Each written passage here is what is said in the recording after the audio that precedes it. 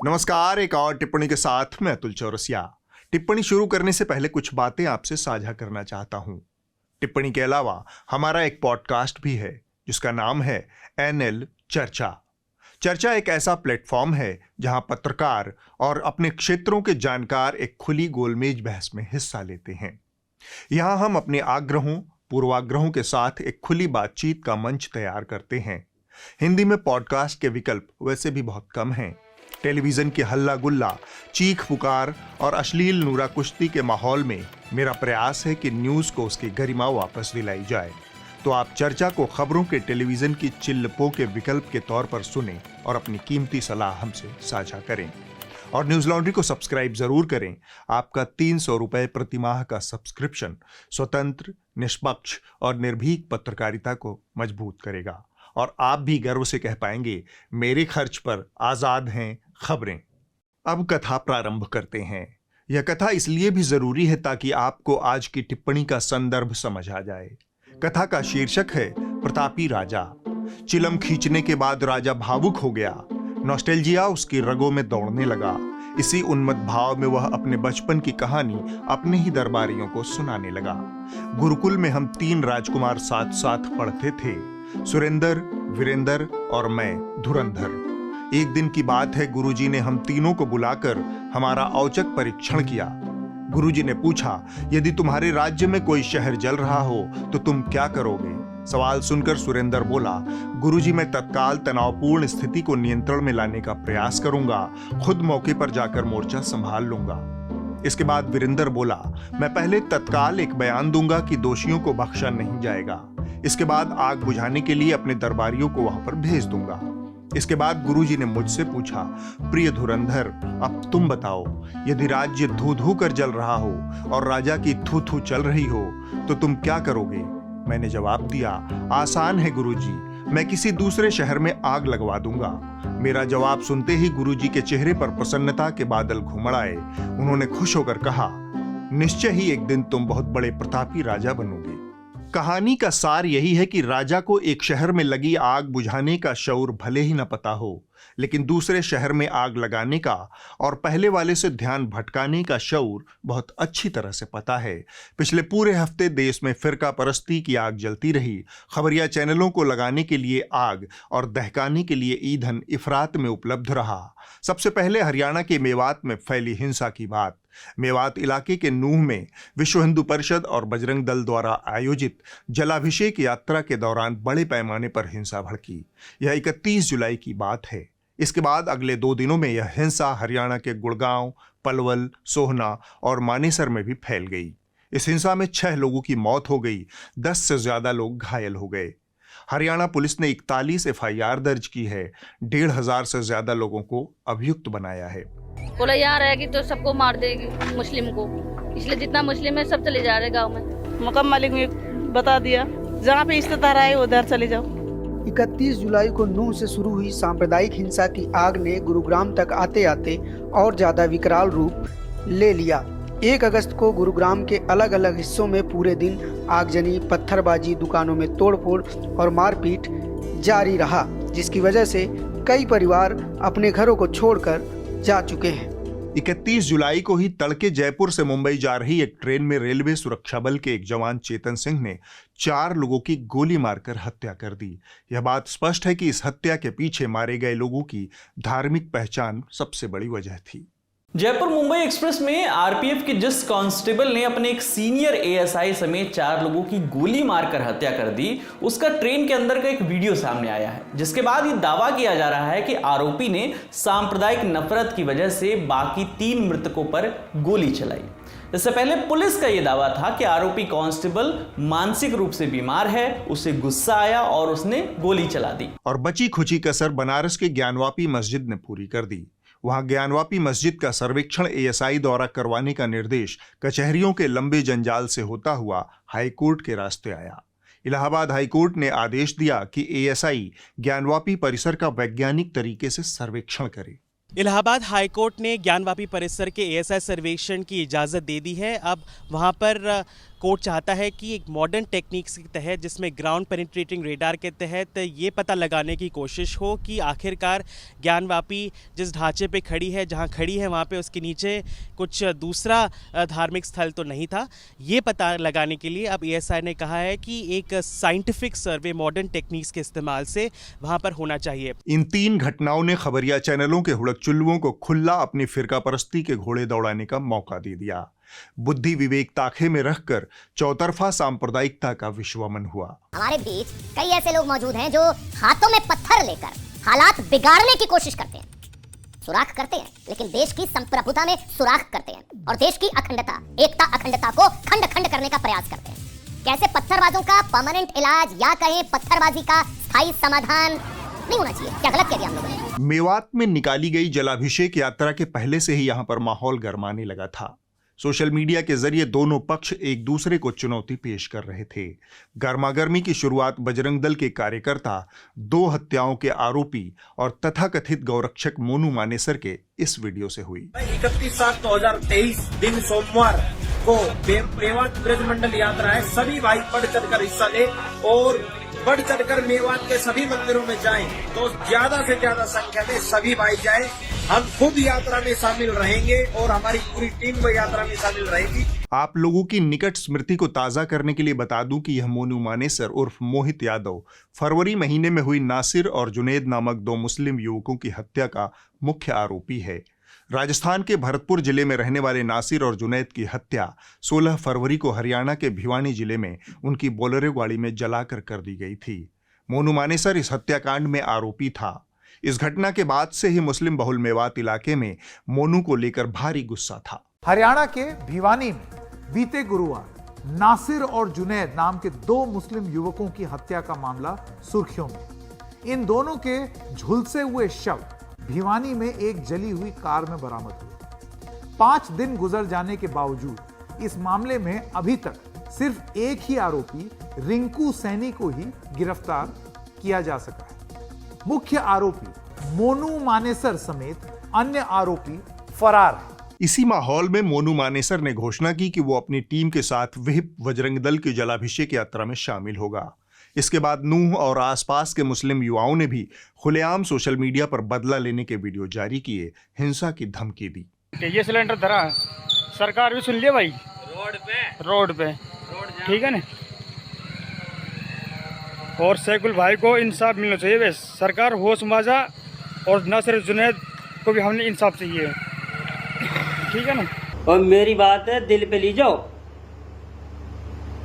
और मुकबर और मोनू जादिन में मन का हत्या लग को तेरे बखेड़े हिला देंगे सट्टे, जब तक रिकड़ेंगे, जब तक तेरे सिस्टम ने एक्सरा मार में। यानी जिस इलाके से विहिप और बजरंग दल वाले यात्रा निकाल रहे थे, वहां का माहौल पहले से ही सुलग रहा था। दिलचस्प बात यह है कि ये सारी धमकियां और चुनौतियां खुलेआम सोशल मीडिया पर दी जा रही थी, लेकिन हरियाणा का पुलिस प्रशासन हाथ पर हाथ धरे बैठा रहा। हरियाणा पुलिस प्रशासन का एक चेहरा यह भी है कि गौरक्षा के नाम पर गुंडों का गैंग चलाने वाला मोनू मानेसर पिछले 6 महीने से आजाद घूम रहा है, सोशल मीडिया पर भड़काऊ वीडियो डाल रहा है, लेकिन पुलिस को पता नहीं है कि मोनू कहां है। इसी तरह की चुनौतियां कई और छुटभइये नेताओं ने भी पेश की। और ये बोलेंगे कि बताया नहीं कि हम ससुराल आए और मुलाकात नहीं हुई, तो इसलिए हम पूरी लोकेशन देंगे। अभी हम पाली हैं और निकलेंगे धौस से ही। फूल माला तैयार रखना, कोई दिक्कत नहीं है। हाँ बिल्कुल। यह बिट्टू बजरंगी है जो फरीदाबाद में बजरंग दल का कार्यकर्ता है। अब हम 31 जुलाई के घटनाक्रम को समझ लेते हैं। जिस नलहर महादेव मंदिर से जलाभिषेक यात्रा निकलनी थी, वहां पर क्या हुआ। हिंदुत्वा वाच नाम के एक ट्विटर पेज पर मौजूद 7 मिनट 23 सेकंड का एक वीडियो बहुत कुछ कहता है। इसमें विश्व हिंदू परिषद के महासचिव सुरेंद्र जैन भाषण देते हुए दिखते हैं। इसके बाद वक्ता की आवाज आती है और कैमरा लोगों की भीड़ पर केंद्रित हो जाता है। सुनिए इस भाषण में क्या क्या कहा गया। मेवात का चरित्र हमको बदलना है।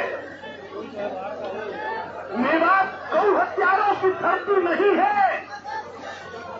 मेवात हिंदुओं के हत्यारों की धरती नहीं है। मेवात धर्म परिवर्तन करने वालों की धरती नहीं है। मेवात ISI के एजेंटों की धरती नहीं है। मेवात कृष्ण की धरती थी, कृष्ण की धरती है और कृष्ण की धरती ही रहेगी। मैं पूछना चाहता हूँ भारत के मुसलमानों से, हम भी बहादुरगढ़ से लगभग 110 या 112 के आसपास संख्या है जो यहाँ आए हैं। सभी की मनोकामना भगवान पूर्ण करे। इराक में, ईरान में गाय काटने की जिद है, सवाल नहीं है। तो वहाँ के लोग तो कहते हैं मोहम्मद पैगंबर कहा करते थे कि गाय काटना हराम। अभी भी देखिए भीड़ पूरी है, आ ही रही है। काटने का आग्रह करता है। 7 मिनट 23 सेकंड के इस वीडियो में वक्ता सिर्फ मुसलमानों पर हमले कर रहा है, उन्हीं की बात कर रहा है। संपूर्ण मेवात का चरित्र बदलने का दावा किया गया। मेवात को गौ हत्यारों से मुक्त करवाने की बात हुई। मेवात में धर्म परिवर्तन करने वालों को सबक सिखाने की बात भी कही गई। एक मौके पर वक्ता कहते हुए सुने जा सकते हैं कि क्या सीरिया में, इराक में, सऊदी में गाय काटने की जिद है? नहीं, सिर्फ भारत का ही मुसलमान गाय काटने की जिद क्यों करता है? एक मौके पर वक्ता मोनू मानेसर का नाम लिए बगैर कहता है कि जब से मैं आया हूं, मीडिया के लोग मुझसे पूछ रहे हैं कि वह आएगा कि नहीं आएगा। एक कार्यकर्ता की इतनी दहशत है। जरा सोचो, अगर तुम सब खड़े हो गए और उसी तरह से जवाब देने लगे तब क्या होगा? जब से आया हूँ मीडिया के लोग पूछ रहे हैं वो आएगा कि नहीं आएगा। एक कार्यकर्ता की इतनी दहशत, जरा सोचो, ये सब अगर खड़े हो गए उसी तरह से जवाब देने लगे तो वहां पर लेकर नहीं चलो। यह यात्रा शुरू होने से पहले का भाषण है। इसमें न तो कहीं सावन की महिमा का जिक्र है, न महादेव शंकर की बात हुई, न उत्सव का कोई उल्लास और न ही यात्रा का कोई महात्म्य बताया गया। सिर्फ और सीधे सीधे लोगों को मुसलमानों के खिलाफ, मेवातियों के खिलाफ उकसाया गया। यही सुरेंद्र जैन जब फसाद हो गया और हिंसा में लोगों की मौत हो गई, तब अहिंसा की मूर्ति बन गए। इतनी तेज पलटी तो रिवर्स तैराकी का तैराक भी नहीं मारता। ब्लडी वायलेंस की तो हमने बात ही नहीं की। There was not even a single word in the speech of the main speaker who could incite such type of bloody violence. हिंसा हिंदुओं और मुसलमानों दोनों ने की। इस बात के भी सबूत मौजूद हैं कि नल्हर महादेव मंदिर के भीतर मौजूद लोग पुलिस की मौजूदगी में गोली चला रहे थे।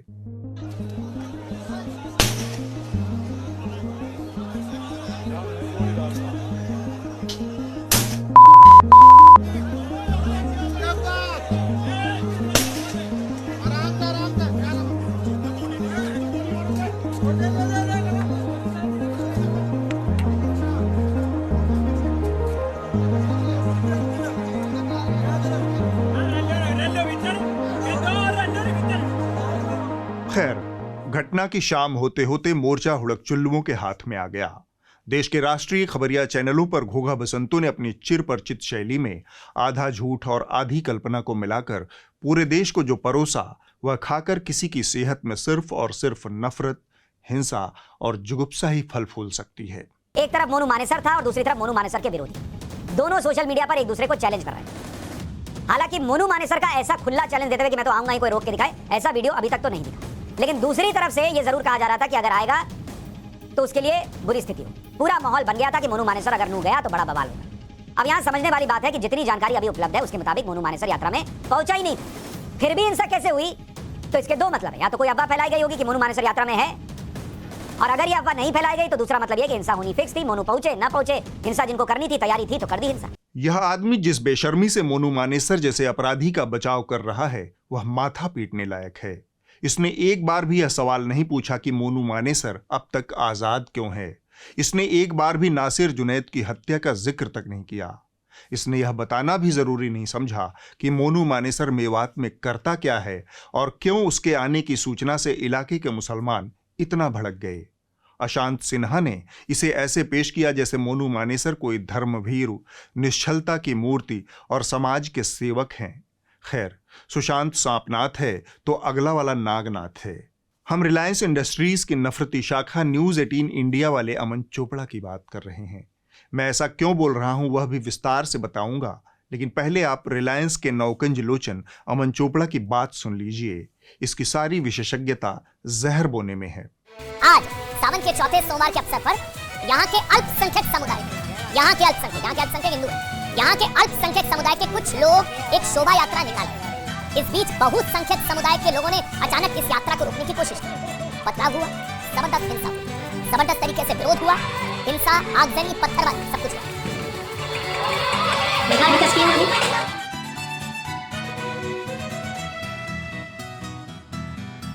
अब मैं रिलायंस इंडस्ट्रीज पर आता हूं।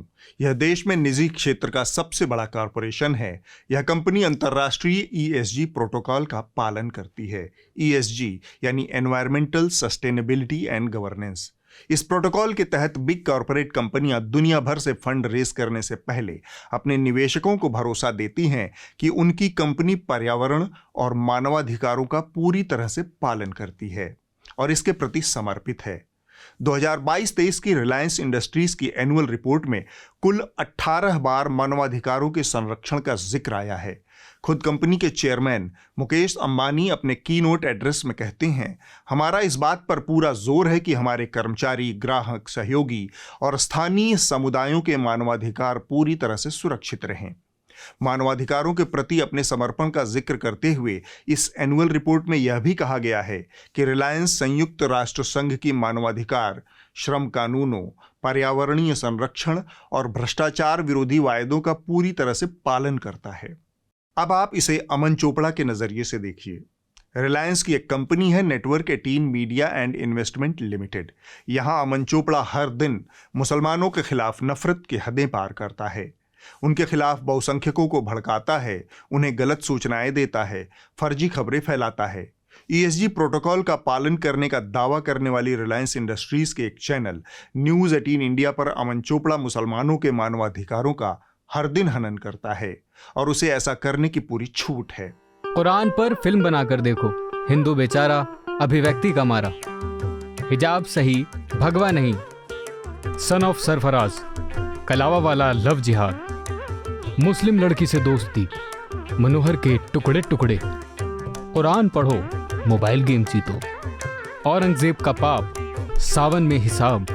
नफरती अमन चोपड़ा हिटलर के फार्मूले फाइनल सॉल्यूशन का जिक्र भी खुलेआम करता है, जो इतिहास में मानवाधिकारों के हनन की सबसे बड़ी घटना है। अच्छा चलिए आप बताइए, आपसे सवाल है, क्या भारत में पत्थरबाजी का परमानेंट इलाज नहीं होना चाहिए? लेकिन रिलायंस इंडस्ट्रीज ESG प्रोटोकॉल में बंधे होने के बाद भी अमन चोपड़ा को यह सब करने की छूट देता है। दूसरी तरफ पाखंड शिरोमणि हैं। उन्होंने लगी हुई आग में समिधा की लकड़ी कुछ यूं डाली कि हरियाणा के बाकी इलाकों में दंगे होते रहे, लेकिन 80% मुस्लिम आबादी के बावजूद नूह में कोई दंगा नहीं हुआ। यह अच्छी बात नहीं है। पाखंड शिरोमणि को दर्द है कि यहाँ 5 साल में कोई दंगा ही नहीं हुआ। 82 और 18 का रेशो है, 18% हिंदू हैं, यानी यहां पर जो हिंदू समुदाय है वो अल्पसंख्यक है, लेकिन फिर भी यहां पर सांप्रदायिक दंगे नहीं होते और पिछले 5 साल में यहां कोई सांप्रदायिक दंगा नहीं हुआ। क्यों? अपने लंबे चौड़े सांप्रदायिक प्रवचन के बाद 16वें मिनट में शिरोमणि को आत्मज्ञान हुआ।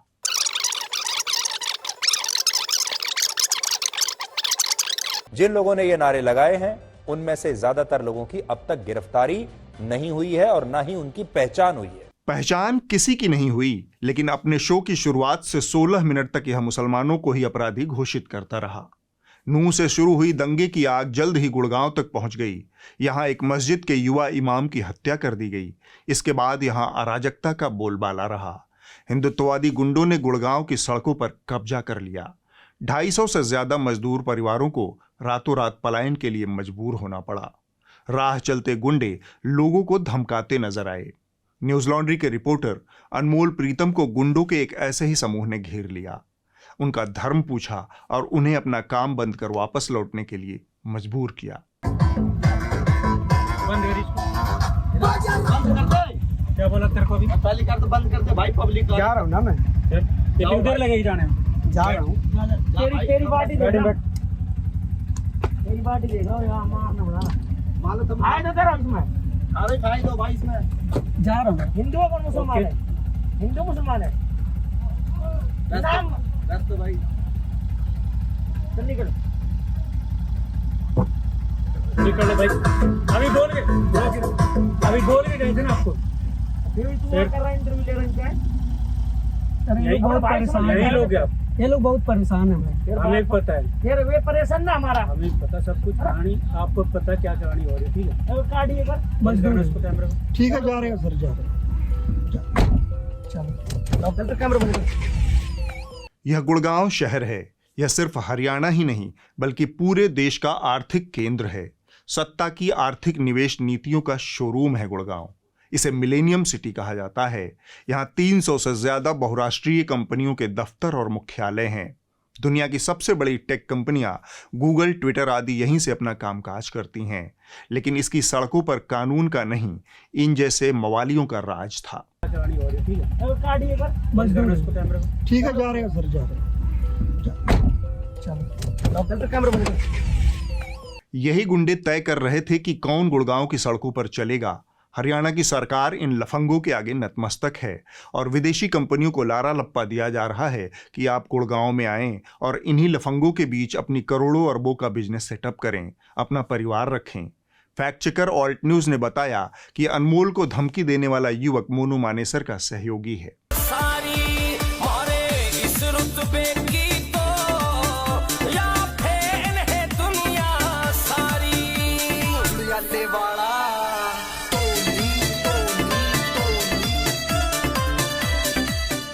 लोग नूह की हिंसा में व्यस्त थे कि दूसरी तरफ जयपुर मुंबई के बीच चलने वाली ट्रेन में रेलवे सुरक्षा बल के एक जवान ने दरिंदगी की हदें पार कर दी। इस घटना ने हुड़कचुल्लुओं के खून लगे मुंह का स्वाद बदलने का मौका दे दिया। इस हत्या की वजह साफ तौर पर धार्मिक थी। हत्यारे ने पहले अपने सीनियर टीकाराम मीणा की हत्या की। इसके बाद उसने एक एक कर अब्दुल कादर भाई भानपुर वाला, असगर अब्बास शेख और सैयद सफीउद्दीन को गोली मारी। गोली मारने के बाद हत्यारा अपनी राजनीतिक विचारों को रखते हुए खुद ही बोला कि उसका वीडियो रिकॉर्ड किया जाए। पाकिस्तान से ऑपरेट हुई हमारी मीडिया, यही मीडिया कवरेज दिखाई, पता चल रहा हमको, सब पता चल रहा है, पता चल रहा है ये क्या कर अलग वोट देना है, अलग हिंदुस्तान में रहना है। मैं कहता हूँ मोदी और योगी एक दो है और आप ये ठाकरे। लेकिन रिलायंस इंडस्ट्रीज के नफरती प्यादे ने इस मामले में भी खुलेआम झूठ बोलने का कौशल दिखाया। उसने कहा, ना, इस हत्या के पीछे तो कोई धार्मिक सोच थी ही नहीं, कतई नहीं। एएसआई टीकाराम मीणा पर फायरिंग कर दी, मीणा पर फायरिंग कर दी। हिंदू मुसलमान का मामला नहीं था, इसको सांप्रदायिक रंग दे दिया गया, हिंदू मुसलमान की दुकान सजा दी गई। हिंदू मुसलमान का मामला ही नहीं था। दुखद है, मरने वालों में हिंदू भी है और मुसलमान भी है, लेकिन चश्मा ऐसा लगा सांप्रदायिक की से मुसलमान देख रहे हैं और फेक न्यूज फैलाई जा रही है। हत्यारा तो बहुत सीधा साधा आदमी था जो धर्मनिरपेक्ष भाव से सबको गोली मार रहा था। हिंदू, मुस्लिम, सिख, ईसाई सबको बिना भेदभाव के। चोपड़े ने बहुत धूर्तता के साथ हत्यारे का बयान वाला वीडियो गायब कर दिया। चोपड़ा यह भी घोंट गया कि हत्यारे ने B5 कोच, पेंट्री कोच और S6 कोच में घूमकर 3 लोगों की हत्या की। इस प्रक्रिया में वह कुल 9 कोच में गया। 9 कोच में घूमकर 3 मुसलमानों की पहचान कर उन्हें गोली मारी गई। हर दिन इन चैनलों पर परोसी जा रही सांप्रदायिकता, अर्धसत्य और नफरत ने ही चेतन जैसे लोगों को पैदा किया है। अगर आप उसके बयान को ध्यान से सुने तो पाएंगे कि यह चोपड़े जैसे आग लगाऊ एंकर हैं जिन्होंने चेतन सिंह जैसे हत्यारों को पैदा किया है। हमारी मीडिया, यही मीडिया कवरेज दिखाई, हमारी मीडिया, यही मीडिया कवरेज दिखाई। इसी भयानक सांप्रदायिक माहौल में देश में कई राज्यों में विधानसभा चुनाव होने वाले हैं। उसके बाद देश में लोकसभा चुनाव भी होंगे। चुनावी मौसम में लगातार जहरीली हो रही फिजा को ध्यान में रखें, सतर्क रहें, अफवाहों और व्हाट्सएप यूनिवर्सिटी से जितना हो सके दूर रहें। सांप्रदायिकता के इसी माहौल में चुपके से एक और काम हो रहा है। देश की संसद में बहस ठप पड़ी है, लेकिन एक के बाद एक बिल पास हो रहे हैं बिना किसी बदलाव या फिर बहस मुबाहिसे के। विपक्ष की मांग पर लोकसभा और राज्यसभा की कार्रवाई इस मानसून सत्र में लगातार बाधित रही है। सदन की कार्रवाई आज 12 बजे तक के लिए स्थगित की जाती है। House is adjourned to meet at 12 noon today. सदन की कार्रवाई आज 12 बजे तक के लिए स्थगित की जाती है। हाउस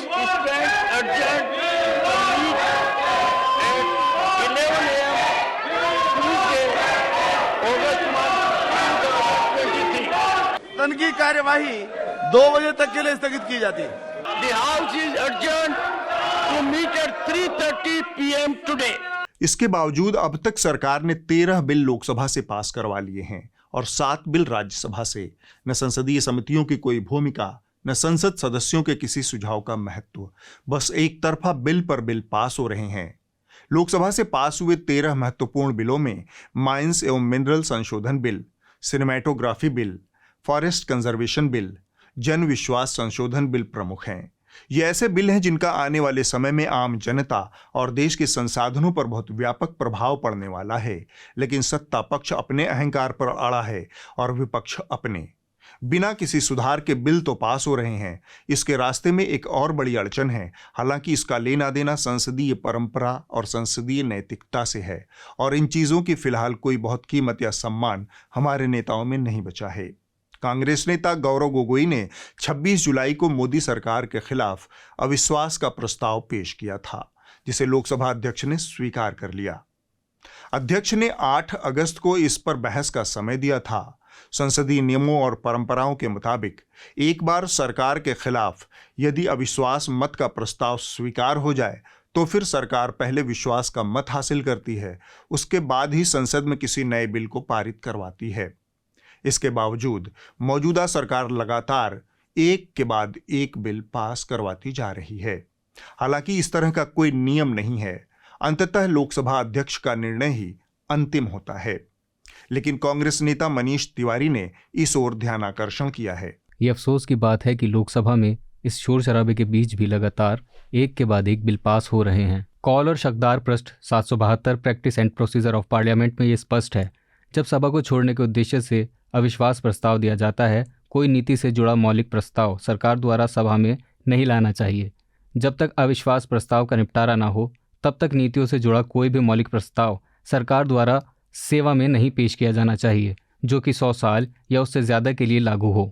मैं स्पीकर ओम बिरला से अनुरोध करता हूं कि अविश्वास प्रस्ताव पर चर्चा बिना देरी या आपत्ति के शुरू की जाए। जब अविश्वास प्रस्ताव अभी तक लंबित है, कानून पारित करना मखौल उड़ाने जैसा है। अब वक्त है इस हफ्ते की रिपोर्ट का। जो कही जा रही थी बातें कि अंदर में भी सोशल डिस्टेंसिंग का ख्याल रखा जाएगा। ट्रेनें तो खुल दी हैं, लेकिन कैसे? इस हफ्ते की रिपोर्ट खबर लहरिया से है। उत्तर प्रदेश के बांदा जिले में प्रधानमंत्री आवास योजना की पहली किस्त पाए लोगों का आधा अधूरा बना घर ही उनके गले की हड्डी बन गया है। इसकी वजह यह है कि योजना की दूसरी किस्त उनको नहीं मिल रही।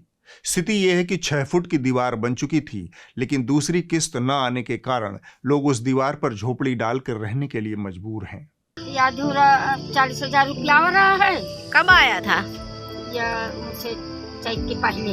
हाँ। तो हम बारू दवा लेना अपने से, अब जब पैसा नहीं है तो अपने से दवा कर, और अपने से ईटा कुछ 40,000 में काम है, 50,000 लगा दी ने।